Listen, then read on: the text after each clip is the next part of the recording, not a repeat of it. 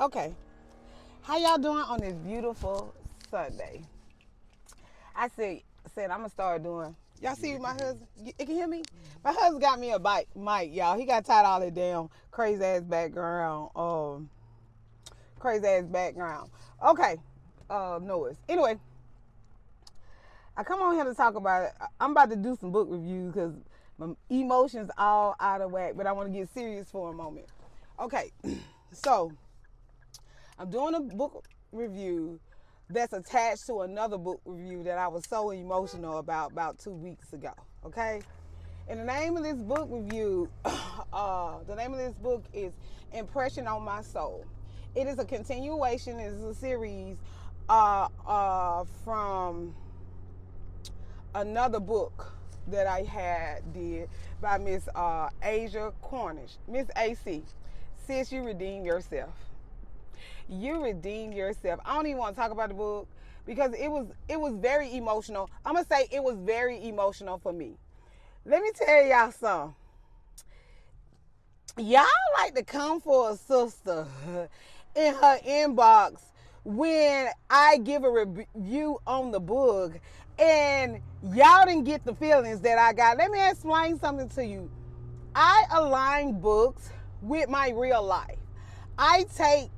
It don't matter if it's like a rom-com or it could be a phrase, it could be a moment that will take me to other moments. And that's how I rate my books. That's how I rate. So I rate my books off experiences throughout my life, or if it was funny, most of the time, or if it was funny.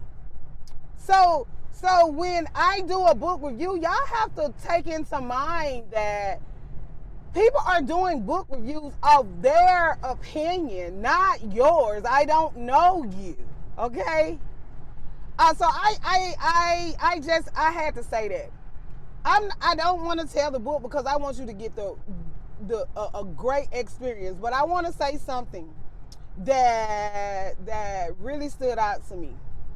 This book was about loss of a significant other, and me being attached to a person that is, I feel like people who are attached to people that have dangerous jobs or that live, why is this like this, that live dangerous lifestyles, or like first responders, like police officers, military, National Guards, Secret Service, political people who to me, those are very important people. I am the wife of a veteran. I have lived the spouse's life.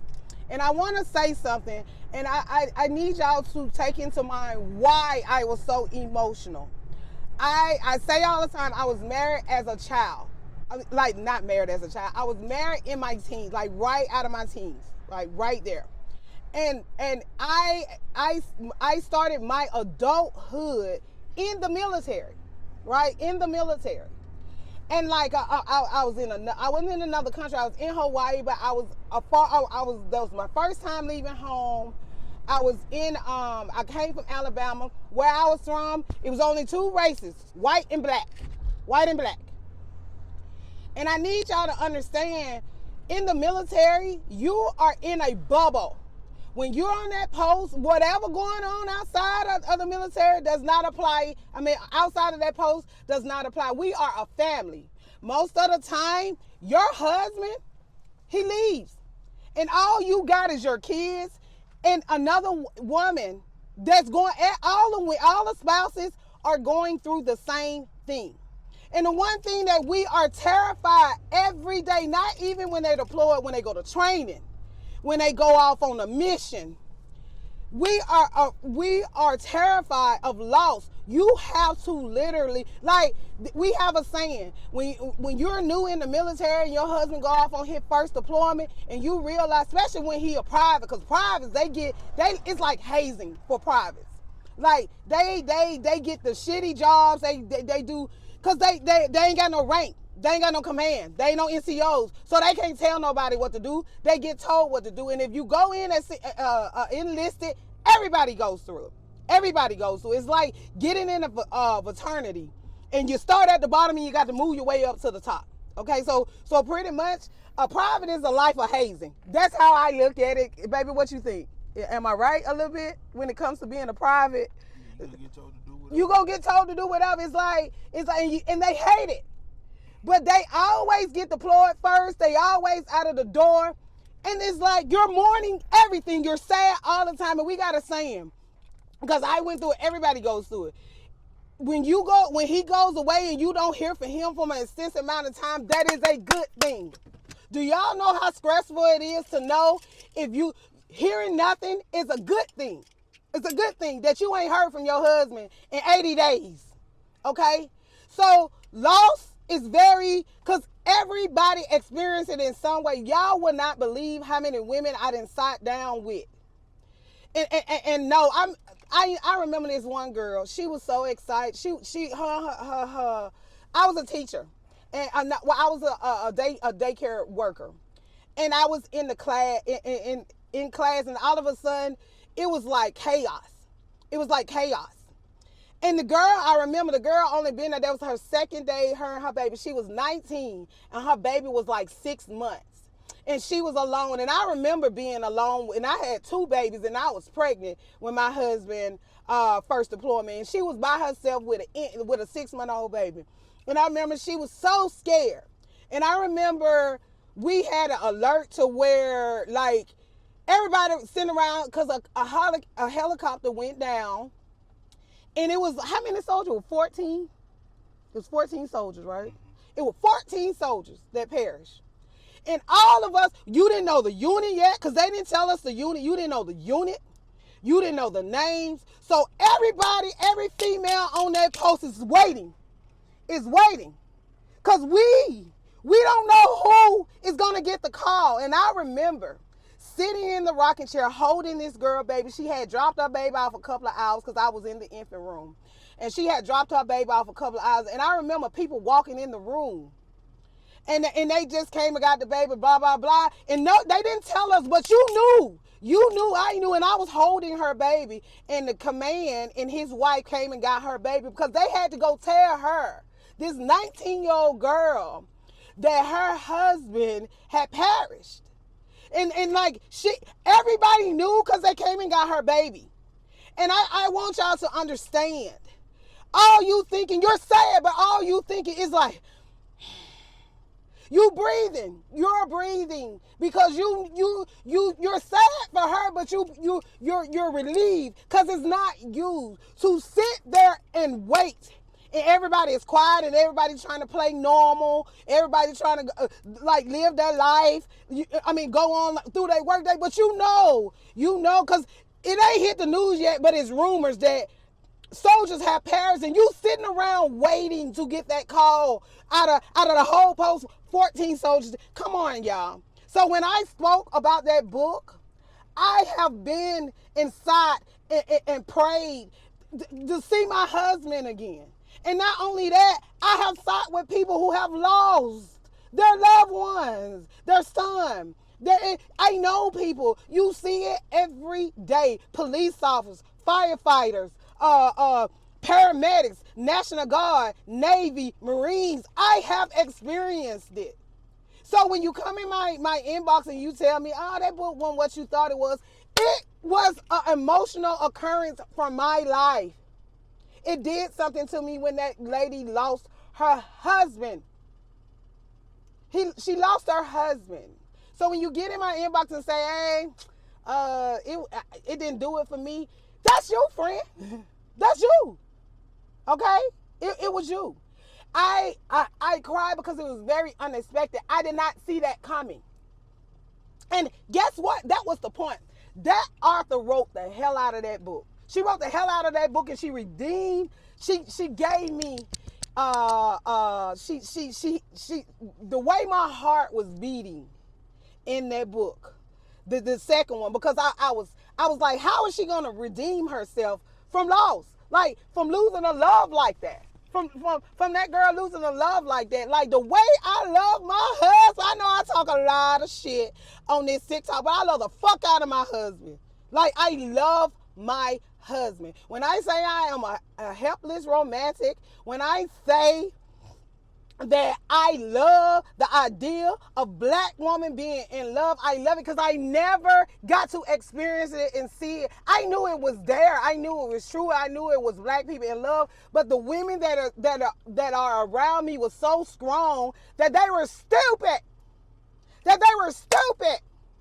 They were so independent that they were stupid. And they missed out on their blessing because they was mad and they was bitter. And it had a lot to do with the men that they chose.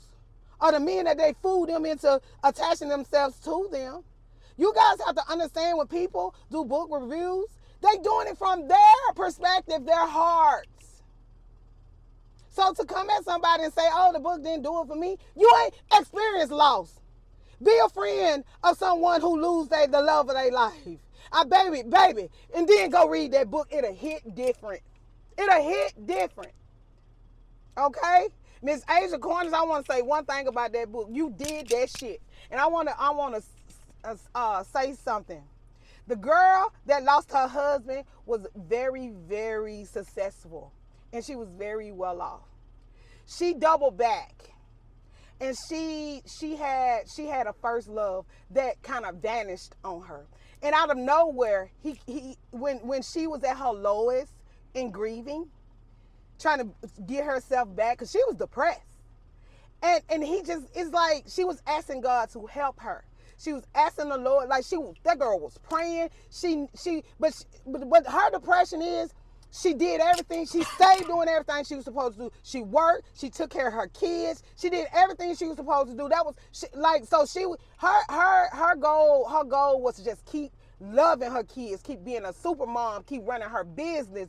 She was doing it, and she was doing it blindly because she was depressed. She was like a robot. And this guy just come out of nowhere. He come out of nowhere. She went to a post. She come out of nowhere. She got back to her roots. She got back to what made her feel good. And he was an everyday guy. He used to be in the streets. He had to do a bid, and he got out. He was not broke by any means. He made about 6 figures, but the girl was rich. I like how this author did not write the book as in he's some kind of tech big, somebody that with a whole bunch of money come to sweep her off her feet. She wrote this book to where this was a guy. She did not focus on his income because he could provide for her. Now, he didn't have as much as she had, but he was okay. He can take care of her and her kids. And I like how she did not focus on his finance. She focused on how this guy was trying to keep himself out of trouble. He had his own business. He was like my husband. My husband he make good. I ain't telling my business, but my husband he take care of his families with no stress. You get what I'm saying? Well, I ain't gonna say no stress. Everybody got stress, but we okay. So he was a guy who works every day. He works for himself, and I just love the fact that he wasn't some big time billionaire drug dealer. He was a everyday working guy trying to keep himself out of trouble. You know, he wrote poetry. He was self-sufficient, self-assured. He was all around. He was that nigga. And he wasn't intimidated by her. He was like, I knew you before you were you. And he told her who she used to be. He was like, she was the girl from the block. You know, she educated now, but she was that bitch, and she had that heat. And she saved her nigga when he was in a bind. And instead of him like feeling insecure, he was like, hey, my bitch, hey, good looking. Like, she came through in the clutch for her nigga. Like, hey, guns blazing. Everybody thought she was just a regular business. Even her brothers was like, real shit? Like, this you, sis? And hey, she was a sharpshooter. She ain't miss. Y'all go get that damn book. Go get this book. If you're a wife, if you have loved one, go get this book. And y'all say my damn inbox telling me that the book went all that. I don't care what you think. It was all that to me. Okay? Shit. Y'all have a good Sunday. I got some more books coming. Y'all have a good Sunday, and y'all have a happy reading. I'm going to have to cut this damn thing down because I done went over on the minutes, ain't it? All right, y'all have a good day and happy reading. And Miss Aja Cornish, you did that shit, girl. You redeemed yourself. I was not sad. I am very proud of you, and I can't wait to read the next book in this series. You be blessed, sis, and your mind, your talent is beautiful. Keep writing.